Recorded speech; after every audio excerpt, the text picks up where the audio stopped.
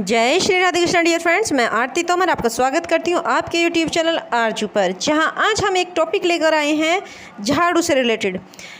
झाड़ू को कब खरीदना चाहिए, कब झाड़ू का इस्तेमाल करना चाहिए, यानी कि नई झाड़ू का कब इस्तेमाल करना चाहिए, और झाड़ू को कब फेंकना चाहिए, यानी पुरानी झाड़ू अगर जो टूट गई हो या पुरानी हो गई हो तो उसे कब बाहर फेंकना चाहिए, और झाड़ू से को किस तरह से रखना चाहिए। तो आज मैं इन बातों को आपके सामने बताने वाली हूँ। तो सबसे पहले हम बात करते हैं कि नई झाड़ू को कब खरीदना चाहिए। तो जो झाड़ू खरीदने के लिए जो शुभ समय होता है वह मंगलवार शनिवार का होता है।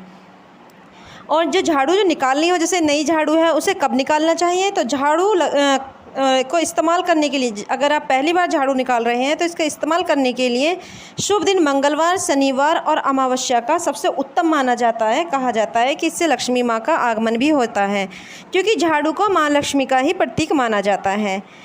और सबसे महत्वपूर्ण बात मैं ये कहूँगी कि जब भी आप झाड़ू को, पुरानी झाड़ू को फेंकें और नई झाड़ू को इस्तेमाल में लाते हैं तो जो पुरानी झाड़ू की जो 5 सीख होती हैं उन्हें बिना बताए अपनी नई झाड़ू में लगानी चाहिए।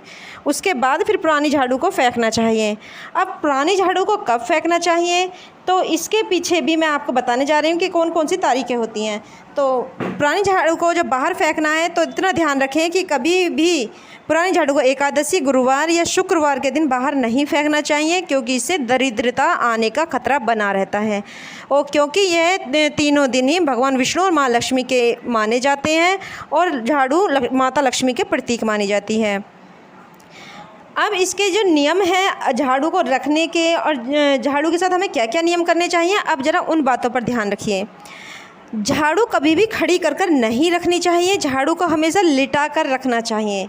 और अगर कोई घर का सदस्य घर से बाहर गया है तो तुरंत ही उसके जाते ही झाड़ू नहीं लगानी चाहिए, क्योंकि ऐसा कहा जाता है कि अगर कोई किसी सदस्य के घर से बाहर जाने पर झाड़ू लगाता है तो इसे जो व्यक्ति घर से बाहर गया है उसको मृत्यु तुल्य कष्ट होने का खतरा बना रहता है, या फिर घर में आर्थिक तंगी होने के संकेत देता है। घर में चीज़ों का बिगड़ना,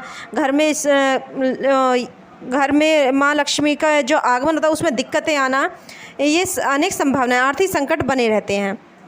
घर में झाड़ू को हमेशा छिपा कर रखें, और इतना ध्यान रखें कि घर के किसी भी सदस्य की पैर उस झाड़ू पर ना लगे, कोई उस झाड़ू को ना फैलाए, यानी कि कोई उस झाड़ू को ना लांघे, उस पर पैर ना रखें, क्योंकि शास्त्रों में माना जाता है कि कभी भी झाड़ू का अपमान नहीं करना चाहिए। अगर कोई झाड़ू का अपमान करता है तो इससे माँ लक्ष्मी का अपमान माना जाता है।